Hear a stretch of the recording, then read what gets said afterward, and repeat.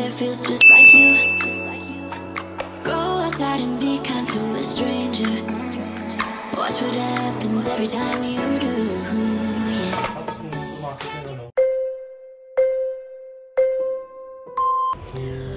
Oh. Hi guys, good afternoon. At this time, nasa Prime Hospital na kami ni Tito Mark. Now, it's 1:56 p.m. Dinala na si Mark sa operating room and he is scheduled for a laser para tanggalin yung stone na nasa kidney niya. Actually, bumaba na yung stone sa kanyang ureter. So, rewind tayo kung anong nangyari. Going back on March 30. No, prior pa nun. Going back on, I think, March 27 or 28. Isa sa mga conversations namin sa trabaho, nung hindi kami busy, nabanggit ko sa friend kong si Chi, tsaka si Ken. Sabi ko, bakit yung wiwi ko may bubbles? So, nag-worry ako. Sabi niya, magpa-check up ka kasi nga baka mamaya, alam mo yun, baka may problema ka sa kidney, whatever. So, syempre, napraning ka, alam mo yun, hindi mo maiwasan na mag-worry. Napaka-warrior ko pa naman, which is, alam kong hindi talaga magandang trait yun, and I'm trying to, to overcome yung ganong klaseng attitude towards mga bagay-bagay. So, sabi ko kay Mark, magpapacheck up ako, sabay ko na din siya kasi nga kailangan natin i-follow up yung uric acid mo, which is hindi naman na sumasakit. Siguro yung pinaka-worst niyang atake, I think that was July or I think August, after namin mag-Switzerland. A week after nun, sumakit yun. So parang 1 week siyang 1 week niyang ininda yung sakit na yun. So, after nun, hindi naman na sumakit. May times lang, pero pag ininuman niya ng gamot, nawawala din. So, March 30, nagpa-schedule kami ng appointment sa isang general physician na ni-refer ni Chi. So, March 30, napa-check up kami ni Mark. Sabi ko, mag-fasting na tayo para diretso na i-lab test. So, April 1, after ng second morning duty, from 12 hours shift, dumiretso na kami ni Mark doon sa clinic niya para i-read niya yung lahat ng result. So, unahin natin yung sa akin. Yung sa akin, it turns out na wala pala akong problema. Meron man, pero UTI lang. So, binigyan niya ako ng gamot for UTI. The rest, okay. Blood pressure, cholesterol, sugar, as in wala akong problema. And I thank God na okay lahat yung result na yun. Ang nangyari pala, sabi nga ni Mark, ako yung sumabay lang sa check-up mo, tapos yung sa kanya, lahat bagsak ang result. Ang taas ng BP, ang taas ng cholesterol, may fatty liver siya, ang taas ng uric acid, may UTI. Buti na lang wala yung sugar niya normal. Kasi kung mataas pa, complete attendance na talaga si Mark. So that time, buti na lang si Doc, mabait din. Sabi niya, okay, proceed ka sa taas, magpa-ultrasound na. Kasi gusto niyang makita yung kailangan siyang mag-ultrasound kasi gusto ma-find out kung talaga bang fatty liver or baka kung may any concerns pa. Tapos, umakyat na kami doon, pinainom si Mark ng maraming tubig, and then na-find out na ang dami niyang gallstone at meron siyang kidney stone. Yung kidney stone niya is 1.7 cm. At sabi ng doktor, wala ka bang nararamdaman kahit anong sakit? Sabi niya, sigurado ka ba na okay ka lang? Kasi nga, hindi makapaniwala si Doc na wala talagang nararamdaman si Mark na kahit anong sakit. Somehow, okay din dahil hindi na nahirapan si Tito Mark. Pero, mas delikado yun kasi magugulat ka na lang na malala na pala. So, it's really a blessing na nagpa-check up kami at nakita na yun yung result. Now, bumaba kami. Talagang hinintay rin kami ni Doc Dennis. Tapos, sabi niya, kailangan ni Mark magpa-surgery. Kasi delikado yung kanyang kidney kasi nga sisirain ng bato yung kidney niya. tsaka yung gallbladder niya. So, ang sabi ni Doc, hindi pa kami nagpapa-check up, hindi pa kami nagpupunta ng urologist. Sabi niya, kailangan niya mag-undergo ng surgery for kidney para kunin yung stone. Once he is stable, magpapa-check up na siya, magpapa-treat na naman siya sa kanyang gallbladder stone. And then, nagkatingin na kami ni Mark. Sabi niya, kaya pala hindi kami mabigyan ng visa kasi we are set to go for vacation on April 10 to 29. Somehow, actually, hindi ako nalungkot na hindi kami magbabakasyon. Ang nag-sink in agad sa utak ko na, Lord, grabe ka, na parang ito pala yung dahilan. Kasi nag-apply kami ng Schengen visa, na-refused kami. Tapos, nag-apply kami sa isang visa, isang bansa, hindi pa lumalabas. Sabi namin, bakit kaya? I mean, hindi naman kami ganun ka-confident na mabibigyan ka agad. Pero parang sa travel history namin, bakit hindi kami nabigyan? Tapos sabi ko, Lord, ito pala yung dahilan. Sabi nga namin kay Doc, ito pala yung dahilan kung bakit hindi kami nabibigyan ng visa. Dahil merong mas importanteng kailangan naming pagtuunan. Sabi ni Doc, i-refer kita sa urologist. So, the next day, nagpa-appointment kami kay urologist. Chinek up si Mark, and then sabi ni Doc, you need to go for an MRI para kailangan malaman yung mga detailed pa kung ano pang hindi nakikita sa ultrasound. So, na-delay kasi nga parang pa-aid na yun eh. Tayo kami ng reply from insurance, wala hanggang sa nung tumawag,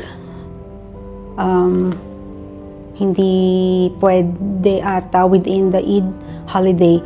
So, nangyari yung pagpapa-MRI ni Mark sa nung April 13. Kaya sabi ko kay Mark, tara, punta tayo ng Abu Dhabi kasi alam mo yun, pag sinabi mo may problema ka sa kidney or may gallbladder plus ang dami pang mga sabit, alam mo yung kahit gusto mo man na maging okay kami ni Mark, pero yung deep inside, alam mo, ramdam mo na medyo na-stress ka na. Sabi ko, punta tayo Abu Dhabi, at least kahit 2 nights lang, makakapag-enjoy. Alam mo, maiba muna yung environment mo, hindi mo muna isipin yung tungkol dito. So, nakabalik na kami ni Mark galing Abu Dhabi, April 13, nakapagpa-MRI si Mark. After 2 days, lumabas yung result, April 15. Nakapunta kami kay Doc, and then sabi niya, yun nga, kailangan i-go yung surgery. Ngayon, April 16, bumaha, lumakas ang ulan dito sa Dubai, bumaha, alam niyo naman yung news tungkol doon, lahat parang na-delay lahat. So, 17, 18, 19, sabi ko kay Mark, wala pa din na, ang tagal, parang, which is understood naman na lahat na-delay kasi nga, sino bang hindi ba apektado sa baha, tapos lahat parang sarado, walang mga opisina kasi nga, sa nangyari. Anyhow, April 20, gumising ako ng umaga, nag-message yung agency na pinag-applyan namin ni Mark ng visa. Nag-message siya, April 20, 11:49 in the morning. Parang kakagising ko lang din nun. Sabi niya, Ma'am, approve na po. Tapos, si Mark nasa sala. Hindi ako yung tipo na, wow, alam mo, wow, finally meron. Para kasi, okay, sisip ko lang. Sabi ko lang, wow, talaga, gano'n lang ako sa reply niya. Tapos, pinoward ko lang kay Mark. Hindi rin ako lumabas para ibalita sa kanya kasi alam ko din naman na hindi na kami matutuloy kasi ang pinaka-main priority namin yung health ni Mark. So, but before I discuss kung saan man kami pumunta, noong mga times na nasa Dubai kami, hindi pa kami umaalis, sabi ko kay Mark, grabe si God, no? Kung paano niya tayo iningatan, kung paano niya i-control ang lahat na una, nagtatanong ka, bakit kaya hindi kami na-approve ng visa? Bakit hindi kami natuloy ng bakasyon? Masastuck lang kami sa Dubai na walang nangyayari. Pero, kung titingnan mo yung other side nun, ang galing, napakagaling. At dun ako naiyak kay God na ko, Lord, sabi ko, what if kung hindi kami nagpa-check up, tapos natuloy kami ni Mark sa aming bakasyon, tapos doon pa si Mark nakaramdam ng sakit, doon siya grumabe. Mas malala yung kasi syempre sa ibang bansa ka, mapapagastos kami ng malaki, hindi mo alam kung saan katatakbo, hindi mo alam kung mako-confine si Mark. Alam mo lahat ng worst scenario na pwedeng mangyari. Sabi ko, Lord, grabe ka talaga kung paano mo iningatan kami ni Mark na kahit na hindi pala naayon sa gusto mo yung mga plan ni God. Then later on, i-reveal niya yung totoong dahilan. Doon ka ma-amaze na, Lord, thank you na na-spare nyo kami ni Mark sa mas malaki pang problema. And then, pumasok si Mark sa kwarto. Sabi niya, oh, may visa na tayo. Sabi ko, tara, gano'n siya. Sigurado ka? Pero alam mo yung ako, alam ni Mark na gustong-gusto ko talagang pumunta kasi paborito naming bansa yun eh.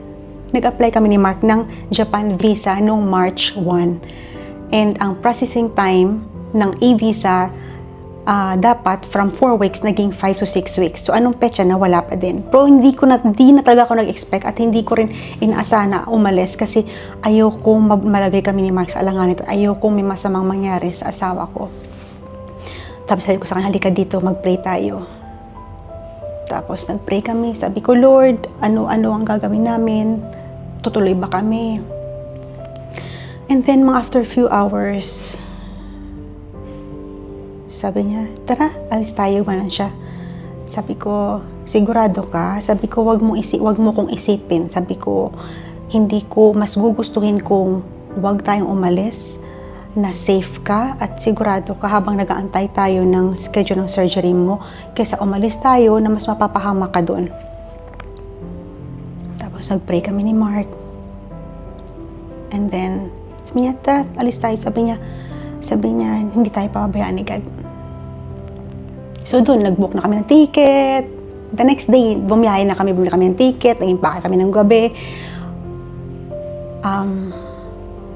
In short, natuloy kami ni Mark papuntang Japan. It was a 7 nights, dumating kami na 22, 23, 24, 25, 26, 27, 28. 7 nights. 7 nights kami doon sa Japan. Nagbiyahe kami ni Mark pabalik ng Dubai on 29th.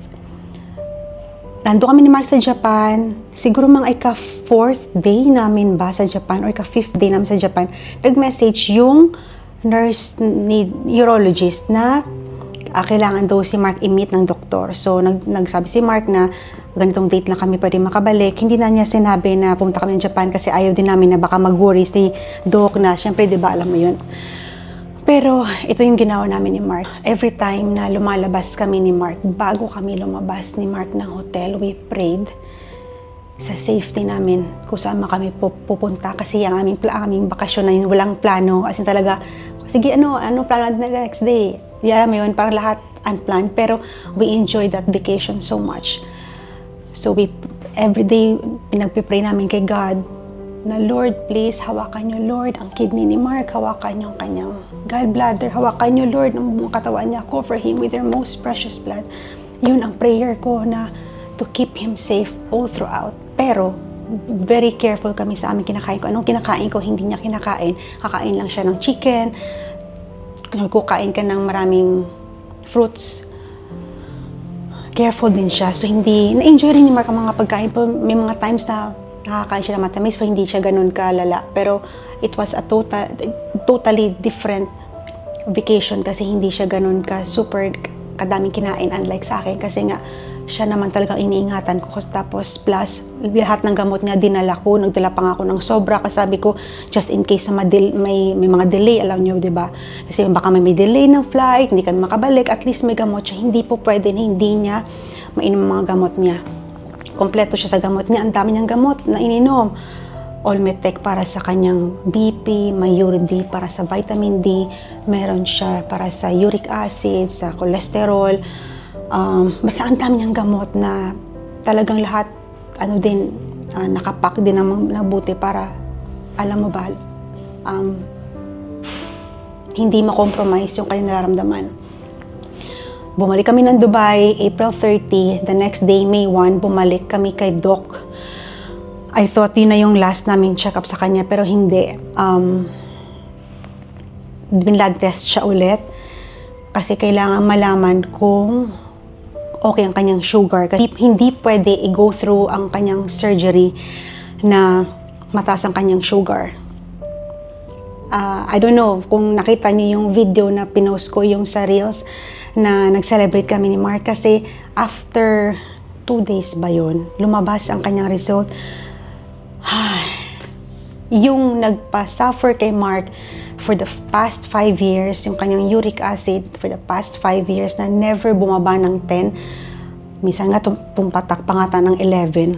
Guys, naging 4 na lang. Sabi ni Mark, sigurado ba to na aking result to? Kasi nga, imagine for 1 month na uminom lang siya ng gamot versus sa 5 years na iniinda niya yung uric acid niya na yun, naging 4 na lang. So, alam mo yun, siguro hindi, may mga taong hindi nakaka-relate ng uric acid lang yan. Pero guys, hindi nyo nakita kung gaano kahirap ang magkaroon ng uric acid kasi yung uric acid na yun yung dahilan kung bakit nagkaroon siya ng cholesterol, nagkaroon siya ng ng malaking taas na BP, lahat ng kung anong masakit na ngayon dahil sa kanyang uric acid.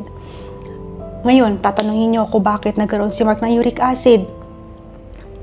Kasi 2018, nag-decide si Mark na mag-diet. Ang mali lang sa ginawa namin kasi nag-crash diet siya. Hindi ako magaling mag-explain scientifically, pero mali pala na mag-crash diet ka kasi mas tumataas pala yung uric acid mo. Plus, ang ginawa namin, tinanggal namin yung rice niya, hindi siya nagra-rice, nag-broccoli siya, breakfast, lunch, dinner, lahat broccoli yon, naka-blanch lang yun, tapos may ulam lang siya na breast chicken, whatever. So lahat din nung time na yun, tinanggal niya kasi nga, bawal nga sa kanya yun. Bawal niya rin, gusto niya rin talaga kasi magpapayat kasi ramdam naman talaga ni Mark na bumibigat na siya, lumalaki na siya. So decision talaga niya magpapayat. At ang laki talaga ng pinayat niya nung time na yun. Pero yun din ang naging dahilan kung bakit nagkaroon siya ng uric acid. So, ngayon tatanungin nyo, baka hindi kami maingat sa kinakain niya. Sana wag nyo rin i-judge yung asawa ko. Kasi nga, may mga nagtatanong, ano bang kinakain ni Mark? Bakit siya nagkaroon ng ganung sakit? Pare-pareho kaming kinakain. Kung anong kinakain ko, yun din ang kinakain niya. At tinanong ko yun ng doktor. Sabi ko, Dok, bakit Dok na lahat ng lab test ko, okay, wala akong problema. Bakit si Mark? Lahat ang pangit ng results niya. Kahit din yung si Chi, na sabi niya, nung share ko sa kanya yung lab test ko, tsaka lab test ni Mark, sabi niya, te, bakit ganun ang lab test mo? Kayo nga, hindi ka kumakain ka sa labas, hindi ka nagluluto, kami nga, nagluluto, kumakain ng gulay, pero may mga issues din sila sa health nila, bakit daw ako ganyan? Tinanong ko yun kay Doc, at ang sabi ni Doc, hindi lahat ng katawan pare-pareho. So, iba-iba ang metabolism ng tao, kaya ganon. So, nagkataon lang na kung anong kinakain ko, walang problema sa akin, samtang lang kay Mark, ganun din. At syempre, di ba, hindi, masarap kasing kumain. Nung time na nagkaroon na si Mark ng uric acid, nag-stop na din talaga kami sa pagkain ng beef. Never na siya kumain ng beef. May times na kumakain siya ng pork. So, nag-ingat talaga si Mark. Pero, 2018, bago pa siya na-diagnose na may uric acid siya, nagluluto ako talaga ng pagkain. Kasi pag kami ni Mark magluto, hindi kami kumakain sa labas. Kasi yun yung time na talagang nagtitipid kami. Kasi pareho kami ni Mark na may mga obligasyon financially. At nung time na yun, talagang matipid kami ni Mark. Hindi kami kumakain sa labas. Kumakain kami ni Mark siguro once in a blue moon lang. Kasi nga parang alam mo yun, kahit nga sabi ko nga, let's say may time kakain kami sa restaurant, sabi ko, mahal, 30 dirhams, 40 dirhams. So talagang tipid kami ni Mark nung time na yun. ang pinaka-culprit kung bakit nagkaroon si Mark ng uric acid dahil dun sa crash diet niya, which is ang dapat pala is dinahandahan niya yung pagda-diet, hindi yung binigla. Kasi yun pala yung pinaka-cause. Kasi kahit nung nagpa-check up kami sa GP niya, sinabi niya lahat ng bawal. Maliban sa food, binanggit na lahat ng bawal na foods. Sabi niya bawal din ang pag-gym. Kung gusto mo mag-exercise, yung normal, walking, jogging, yung simpleng mga mga parang dumbbells lang, pero hindi yung super weightlifting na magpapabigat kasi nakaka-trigger pala yun ng uric acid.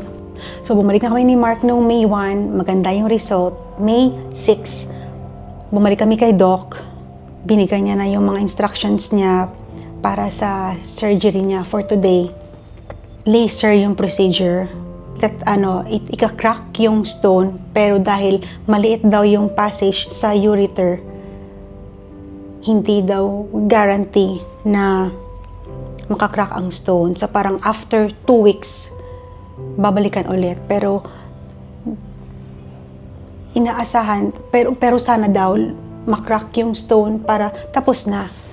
Hindi kasi ako rin masyadong magaling mag-explain tungkol sa mga itong bagay-bagay. Pero ang pagkakaintindi namin ni Mark na sana makrak yung stone at mailabas yung stone on today's schedule ng kanyang surgery. And then after 2 weeks, meron kasing may ilalagay kasi sa tiyan ni Mark, sa ureter banda ba yun, ng isang pipe. May term si Doc na binanggit pero nakalagay yun para mag-widen siguro yung ureter para makalabas yung stone, something like that. Pero kukunin din daw yun after 2 weeks. So ibig sabihin, hindi pa ito natatapos. Babalik pa kami ni Mark after 2 weeks para i-continue tanggalin yung pipe na yun. Or kung hindi matanggal yung stone ngayon, babalik kami after 2 weeks para tanggalin yung stone. Reason kung bakit gusto namin ni Mark i-share to, number 1 is magpa-check up. Kasi kung hindi kami nagpa-check up, wala si Mark nararamdaman, magugulat ka na lang, it's too late na. Baka siguro mas lumaki yung stone, o baka siguro naging mas malala pa yung uric acid ni Mark. We don't know kung ano pang pwedeng mangyari. Hindi na be-based sa nararamdaman ng katawan ang pagpapa-check up. Kaya nga diba, kailangan may annual check up para at least ma-monitor natin yung ating mga health.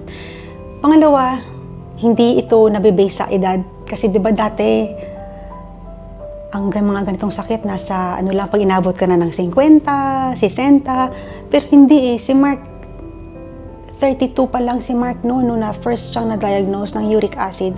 At sabi ko, ano ba yan? Napakabata pa ni Mark para magkaroon ng ganon. At guys, hindi nyo na naising magkaroon ng uric acid kasi parang ang lala niya. Alam mo, sa diet pa lang, pag tiningnan nyo sa internet o kahit sabihan kayo ng doktor kung ano ang diet ng isang may uric acid, guys, wala na kayong makakain. Kasi kahit broccoli, number 1, bawal sa kanya. Broccoli, bawal. Cauliflower, bawal. Syempre, lahat ng beans, lahat ng nuts. Dairy products, bawal sa kanya. Pwede siya paminsan-minsan ng low fat. Syempre, beef, bawal. Bawal ang pork. Chicken, pwede siya, pero dati nga ang mali ko kasi akala ko healthy yung breast chicken. Yun ang pinabibigay ko kay Mark. Buti na lang, hindi sumasakit ang paa niya. At guys, ang dami pa talaga, ang daming bawal pag may uric acid. Kaya pag sinunod mo yung diet ni uric acid, safe ka na nun sa lahat ng problema mo sa BP, sa cholesterol. Kasi sa uric acid pa lang, lahat ng dami mo ng bawal. So age doesn't matter. Now, pabata ng pabata ang may sakit, kaya kailangan nating ingatan yung ating mga health. Pangatlo, pinaka-importanting reason kung bakit namin sinishare ni Mark yung aming journey tungkol dito is because we want to share you kung gaano kagaling, kung gaano kabait, kung gaano grabe ang outpour ng pagmamahal ni God sa amin. We want to share the goodness of God. From the time na nag-apply kami ng visa, na hindi kami na-approve, pag-apply namin sa My Japan visa na super delay, akala namin hindi na matutuloy. Pero itong mga dalawang to, wala pala yun may mas maganda pa palang dahilan. Yung nasabi ko, 'di ba? We may have plan A, plan B, hanggang lahat ng letters sa may alphabet. Pero God's plan is the best. Imagine, pumunta kami ni Mark sa Japan for 7 days. Wala ni isang sakit na naramdaman si Mark. At not because magaling kami or may gamot kami, not because nawa namin lahat para maging okay siya. No. Kung na-enjoy namin ni Mark yung aming trip sa Japan, na wala siya nararamdaman, okay ang kanyang pakiramdam, walang ni isang nag-trigger na sakit, it's all because of God's goodness. At alam nyo ba guys, paglapag namin sa may Dubai, sumakit ang paa niya. Sabi niya, teka lang, bakit sumakit ang paa ko? Tapos sabi niya, may dala ka bang gamot? Ko, may dala akong gamot. Tapos pinainom ko na siya kasi nga may dala, ano bang gamot na yun? Painkiller lang yun siya. Sabi ko, napangiti na naman ako. Sabi ko, Lord, grabe ka talaga, no? Imagine, no? Sabi ko, okay lang yan. Sabi ko kay Mark, okay lang yan. Kahit sumakit ngayon, walang problema yan. Sabi ko, nandito na tayo sa Dubai. We thank the Lord for being so loving, for being so gracious, na hindi niya kami pinabayaan. And up to this time, we are praying. And I'm praying para sa success ng kanyang surgery, na makabalik ang asawa ko, na okay siya. Kasi ang kanyang anesthesia, spinal pala. And alam naman natin na delikado yun, di ba? I pray na maging okay ang lahat. God is good. God is our healer. Ako napagaling ni God si Mark sa kanyang uric acid from 10.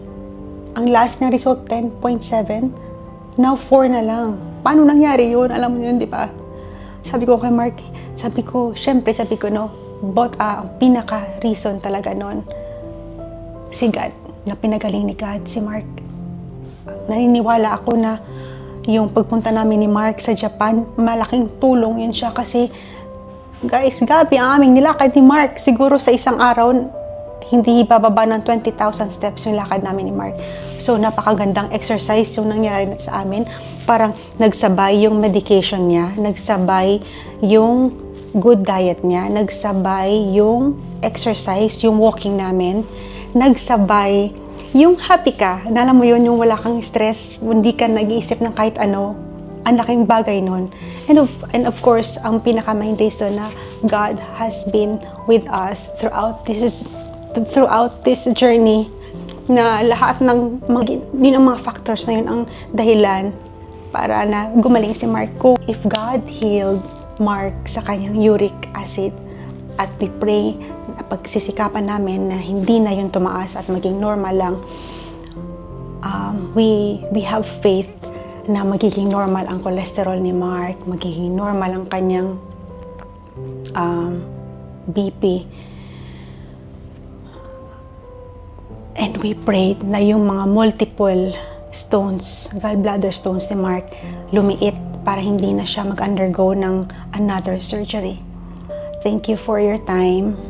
Please pray for Mark na maging okay ang kanyang health. Bye! Hey, Tito Mark is back! Hey, thank you, Jesus. Tapik-tapik mo yung paa ko. Yeah. Kukuryente lang. Hindi ganun panuin mo. Ganun. Wow, nararamdaman mo? Nararamdaman ko na. Nararamdaman mo na? Pero hindi ko makigalaw. Talaga? Ang inig ako dun sa isa sayang malamig. Nung after na? Oo, may blower sila. Hawak-hawak ko na dito sa loob. Hawak niyo yung blower? Bakit? Para mainitan ako. Kasi meron malamig. silang, nag-chill ako. Talaga? Gumaganon yung katawan ko pag nilalamig. No, Sabi ng doktor, "You're awake?" "Yes, all the time. I'm watching." Pinausog ko pa nga doon sa nurse yung kasi di ko makita yung yung monitor. Akala ko pa sabi sedate ka daw. Ako dito eh. Pero gising ka talaga. Yes, gusto nanonood ako doon, tapos nakaharang. Sabi ko doon sa kapay, "Ate, hindi ko makita." Sabi ko, "Ate, hindi ko makita yung usog." Usog daw, she's watching. Hindi.